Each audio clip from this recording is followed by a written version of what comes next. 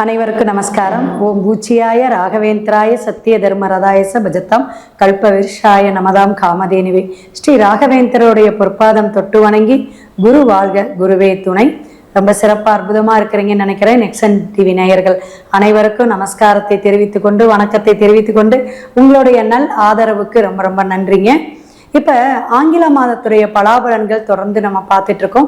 September மாதத்துடைய பலாபலன்கள் அப்படிங்கும்போது விசேஷமான நாட்களை ஃபஸ்ட்டு நம்ம தெரிஞ்சுக்குவோம். செப்டம்பர் 6ஆம் தேதி பார்த்தீங்கன்னா ஆவணி மாதம் வரக்கூடிய நடராஜருடைய ஒரு சிவபெருமானுடைய அபிஷேக ஆராதனை, இந்த திருமஞ்சனம் அப்படிம்பாங்க, அந்த மாதிரி விசேஷம் ரொம்ப அமைப்பாக வருதுங்க. ஏன்னா இந்த திருமஞ்சனம் ஆணி திருமஞ்சனம் தான் சிவனுக்கு ரொம்ப உகந்ததுமாங்க. அதை விட இந்த ஆவணியில் வரக்கூடிய திருமஞ்சனமும் சிறப்பானது. என்ன வேண்டுதல் பிரார்த்தனை வைக்கிறீங்களோ அத்தனை உங்களுக்கு கைகூடக்கூடிய அமைப்புல எம்பெருமான் நடராஜர் உங்களுக்கு தருவார். முடிஞ்ச வரையும் தில்லை நடராஜரை கூட நீங்க வழிபாடு எடுக்கலாங்க. அதே போல செப்டம்பர் 7ஆம் தேதி பார்த்தீங்கன்னா பௌர்ணமி, விசேஷமான அமைப்பு அப்படின்னு சொல்லலாம். ஏன்னா ஒரு பௌர்ணமி அமாவாசை அப்படிங்கும் போது நமக்கு அத்தனை விஷயங்கள் கொடுக்கக்கூடிய முன்னோர்களுடைய அனுகிரகம் எல்லாம் கிடைக்கக்கூடிய நாட்கள்ல ஒரு முக்கியமான நாட்கள். 15 நாட்களுக்கு ஒரு தடவை வரக்கூடிய அமைப்புங்க. இப்ப செப்டம்பர் 8ஆம் தேதி பார்த்தீங்கன்னா மாகாலய பட்ச அமாவாசை அப்படிங்கிற மாதிரி தேய்பிறையில வரக்கூடிய பிரதமை திதியில வரக்கூடிய ஒரு சிறப்பான இந்த பட்ச ஆரம்பம் அப்படிம்பாங்க. இந்த மகாலய பட்ச ஆரம்பம் என்னன்னா 15 நாட்கள் நடக்குங்க. அதாவது இந்த பௌர்ணமி பிரதமையிலிருந்து அமாவாசை வரை வரக்கூடிய இந்த நாட்கள்ல ஒரு விரதம் இருக்கிறது, ஒரு அனுஷ்டானமா இருக்கிறது, சில குலத்துக்காரங்க தான் இதெல்லாம் இருப்பாங்க. இருப்பினும் நம்ம என்ன செய்யலாம்னா செப்டம்பர் 11ஆம் தேதி மகா பரணி அப்படிங்கிற ஒரு பரணி நட்சத்திரம் அன்னைக்கு வரக்கூடிய இந்த அமைப்பு திதி தர்ப்பணம். பொதுவாக கேதுவுடைய நட்சத்திரமான அஸ்வினி மகம் மூலம் இந்த நட்சத்திரத்துல அஸ்வினி மகத்துல திதி தர்ப்பணம் கொடுக்கறது மூத்தோர்களுக்கு, முன்னோர்களுக்கு, நீத்தார்களுக்கு ஒரு நம்ம கைங்கரியம் செய்யக்கூடிய அமைப்புல திதி கொடுக்கறது ரொம்ப விசேஷம்பாங்க. அதுபோல இந்த மகாபரணி அன்னைக்கு நீங்க யாராரு தகப்பன் இல்லைனாலும் சரி, தாத்தா முன்னோர்கள் யாருக்கு திதி கொடுக்கலனாலும் தொடர்ந்து திதி கொடுக்கறவங்களும் இதை செய்யலாம், சிறப்பாக இருக்கும். அதை விட சிறப்பான ஒரு அமைப்பு இந்த செப்டம்பர் மாதத்துல என்ன அப்படின்னு பார்த்தீங்கன்னா சர்வ ஏகாதேசி அன்னைக்கு செப்டம்பர் 17ஆம் தேதி மாதத்துல ஒரு சிறப்பான ஒரு மாதம்பாங்க. அந்த மாதிரி மாதத்துல பிறக்கக்கூடிய புரட்டாசி முதல் நாள் பிறக்குதுங்க. இந்த ஒரு விசேஷம் என்னன்னா மெயினா முக்கியமா எல்லா குலத்தார்களும் நம்ம ஹிந்து சமுதாயத்துல இருக்கக்கூடிய அனைவருமே நான்வெஜ் அப்படிங்கிறத கொஞ்சம் தவிர்க்கக்கூடிய அமைப்பு வரும். எம்பெருமான் பெருமாளுடைய விசேஷ வழிபாடாக சனிக்கிழமை, புதன்கிழமை இது மாதிரி எடுக்கக்கூடிய விஷயம்.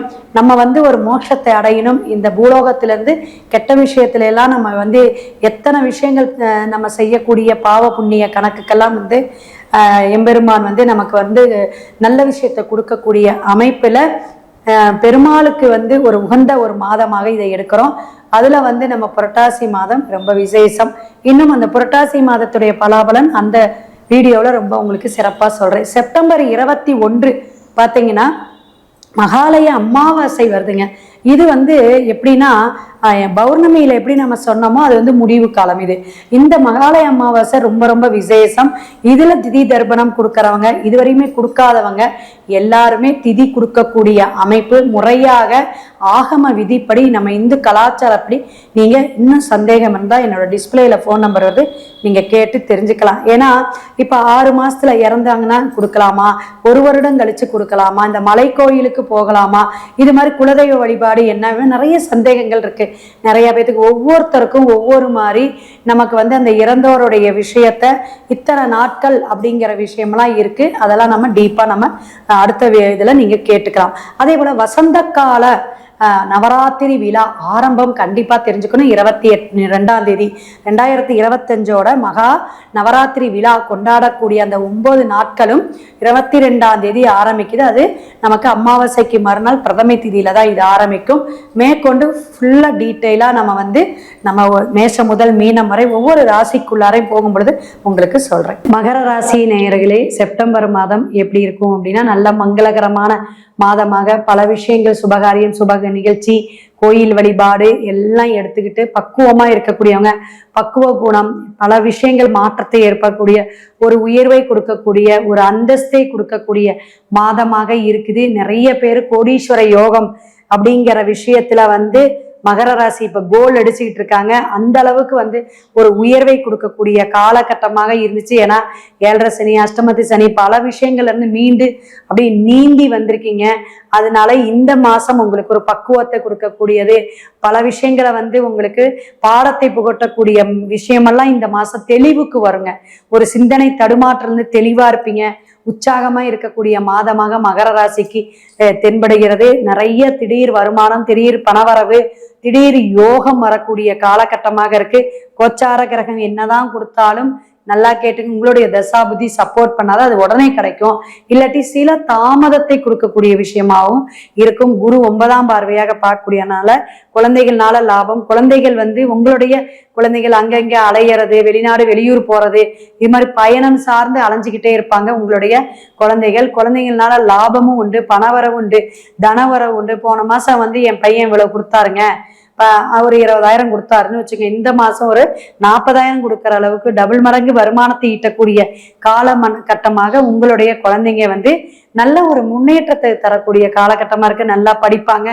ஆன்மீகம் சார்ந்த விஷயத்துல நிறைய அலைச்சல்கள் ஏற்படுத்தியிருக்கும் ஆடி மாசத்துல. ஆனா இந்த மாசம் உங்களுக்கு செப்டம்பர்ல படிப்படியாக உங்களுக்கு அந்த வேண்டுதல் வழிபாடு முறைகள் எல்லாமே உங்களுக்கு ஒரு பலனாக பக்கபலமாக இருக்கக்கூடிய கடவுள் உங்களுக்கு காப்பாற்றக்கூடிய அனுகிரகம் எல்லாம் இந்த செப்டம்பர் மாதம் மகர ராசி நேயர்களுக்கு இருக்கு அப்படிங்கிறத தெரிஞ்சுக்கலாம். அப்ப மகர ராசிக்காரங்களுக்கே இப்ப பாத்தீங்கன்னா திருவோணமாக இருக்கட்டும், அவிட்டமா இருக்கட்டும், உத்திராட நட்சத்திரமாக இருக்கட்டும், எல்லாருக்குமே ஒவ்வொரு நட்சத்திரக்காரங்களுக்கும் ஒவ்வொரு விசேஷ அமைப்பு உண்டு அப்படிங்கிறத நம்ம சொல்லிட்டு இருக்கோம். அப்ப 3ஆம் இடத்துல இருக்கிற சனி பகவான் இந்த 3 நட்சத்திரக்காரங்களுக்கு தொழில் சார்ந்து ஏதாவது தடுமாற்றத்தையோ ஒரு தடையோ கொடுத்துட்டு இருக்கலாம். புதிய வருமானம், புதிய தொழில் அப்படிங்கும் பொழுது கொஞ்சம் சிலருக்கு தடையை கொடுக்கலாம், சிலருக்கு அப்படியே உச்சகட்டத்துக்கு கொண்டு போகக்கூடிய காலகட்டமாகவும் தென்படுது அப்படிங்கிறத தெரிஞ்சுக்குங்க. ஏன்னா சுக்கிரன் 6ல மறைஞ்சிருந்தாலும் அடுத்தது ஒவ்வொரு நாளும் நமக்கு மாறக்கூடிய அமைப்பு உண்டுங்க. மாறக்கூடிய அமைப்பு உங்களுக்கு பல மாற்றத்தை கொடுக்கும் அப்படிங்கிறத எடுத்துங்க. முன்னேற்றமான விஷயங்களை நீங்க உங்களுக்கு கொடுக்கக்கூடிய விஷயங்கள், உங்களுடைய குடும்பஸ்தானத்தை பார்க்கக்கூடிய குரு பகவான் நல்ல ஒரு இடத்த ராகுவை பார்க்கறனால அந்த குபேர யோகம் அப்படின்ற குரு ராகுவை பார்த்தா குரு சண்டால யோகம், குரு ராகு சேர்க்கையும் குரு சண்டால யோகம். ஏன் இந்த சண்டால யோகம் சொல்றோம்னா, ராகு கேது அப்படிங்கும் பொழுது என்னன்னா சர்ப கிரகங்கள் சர்பம் தோஷத்தை தான் கொடுக்குமா?